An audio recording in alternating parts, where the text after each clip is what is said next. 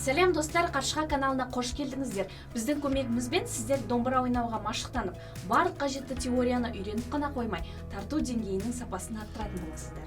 Келесі қандай күйді ойнағанымызды қалайсыздар?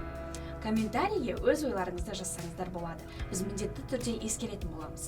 Ал бүгін сіздерге көпшіліктің сұрауы бойынша Мади Мұқажановтың орындауында Qarshyga атамыздың Күткенде күйін ұсынатын боламыз. Және де лайфхактар мен қызықты сұрақтарға жауап береміз. Qarshyga күйі Күткенде.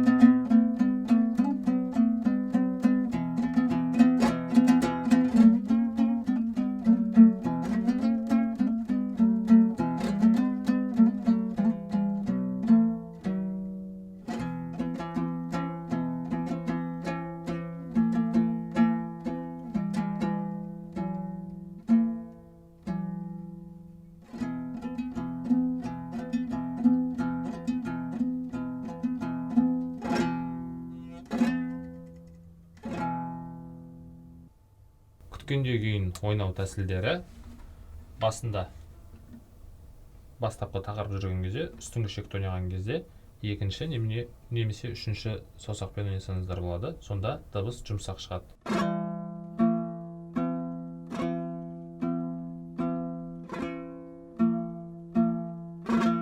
Деген сияқты. Ары қарай тақырып басталған кезде шертпе қылдырып ойнаймыз. Шертпе стилінде.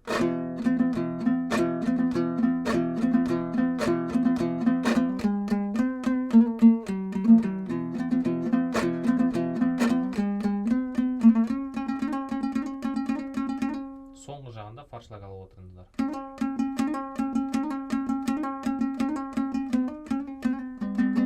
Бұл күйде жалпы фаршлагты көбірек қолданыңыздар. Және тез жері басталған жерде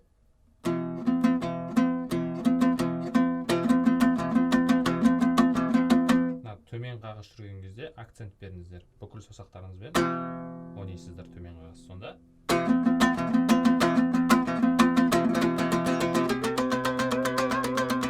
міндетті түрде вибрацияны қосасыздар. Және де жаңағындай прием дейді ғой, ойнау тәсілдері басталған кезде міне шертіп бастайсыздар. Және қолды барынша қаттырақ сермейсіздер.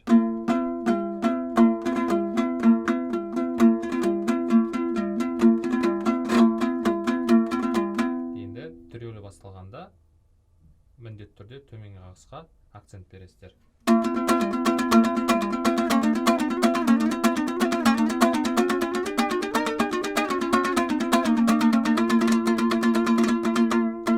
Соңғы жағында түрелі жүрген кезде кішкене тезірек ойнайсыздар. Басында егерде созылмалы ойнасаңыздар, соңғы жағында тезірек ойнайсыздар.